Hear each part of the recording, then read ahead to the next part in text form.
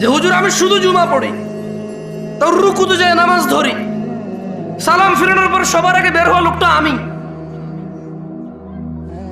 আমি খুব চালাক, 2 রাকাত বরাবর পাইয়া যাই। সবাই পড়ে 5 মিনিট নামাজ 2 রাকাত পায়, আমি পড়ি 3.5 মিনিট, তারপরে 2 রাকাত পাই। কেমনে? সবাই বুকা আল্লাহু আকবার যায় ধরছে নামাজ, আমি সোজা রুকুতে যেয়ে পাইছি 1.5 মিনিট পড়ার পরে। তার মানে আমি টাইম সেভ করছি, দারুণ।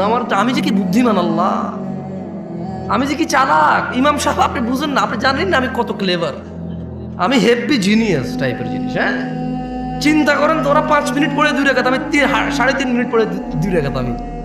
এবং ইমাম সাহেব নামাজ শুরু হয় আল্লাহু আকবার দিয়ে, শেষ হয় আসসালামু আলাইকুম দিয়ে। আমি আসসালামু আলাইকুম বলছি, সবার আগের লোকটা আমি বাইরে হইছি, তার মানে নামাজ শেষ, আমি নাই ওইখানে, আমি টাইম সেন্ড করছি। আপনি চালাক না? এই ছেলে, তুমি চালাক না? তুমি তো এটাই করো। তোমার হুজুরকে বলো না, তুমি যাকে বিশ্বাস করো তাকে বলো না যে ইসলামে হাদিসের যে গ্রন্থগুলো আছে ওখান থেকে একটু বলেন তো, আমি শুধু জুমার 2 রাকাত পড়ি, আর কোনো নামাজ পড়ি না আমি, আর ঈদের নামাজ পড়ি, আর কেউ মারা গেলে আমার, তাও যদি আমার নানি, দাদি, নানা, নানু, খালা, খালু, ফুফা, ফুফি, হ্যাঁ, আত্মীয় স্বজন, চাচা, জ্যাঠা, একেবারে নিকটবর্তী হলে আমি জানাজায় অংশগ্রহণ করি। এর বাইরে আমি নামাজ পড়ি না। আমার বিধান কি ইসলামে? শুনেন, আপনার হুজুর থেকে শুনে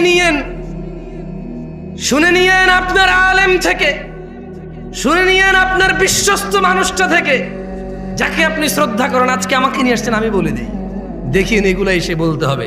যদি সে আপনাকে আদর করে এইভাবে মাথা পুরি বলে যে আরেক সমস্যা নেই, ঠিক হয়ে যাবে, তো ওনার ব্যাপার। আর যদি বই থেকে নিয়ে আসে কথা, কোথায় থেকে? বই থেকে নিয়ে আসতে বলবে যে বাইনানা ওয়া বাইনাল মুনাফিকিন শুহুদুল ইশাই ওয়াস সুবহ লা ইস্তাতিউনাহুমা। বলতে হবে যে আল্লাহর নবী বলছে আমাদের মুসলমানদের আর মুনাফিকদের মধ্যে পার্থক্য হচ্ছে ফজর আর ইশায় উপস্থিত হওয়া। লা ইস্তাতিউনাহুমা, মুনাফিকরা ফজরে আর ইশায় উপস্থিত হতে পারে না। আল্লাহর নবী মুনাফিক বলছে তাকে। আপনি আজকে শুনছেন এটা? কি বলেন? 1450 বছর পুরনো। এটা আমি বলতে হচ্ছে কেন জানেন? আপনি বলুন যে দূর থেকে কোন ছেলে আসছে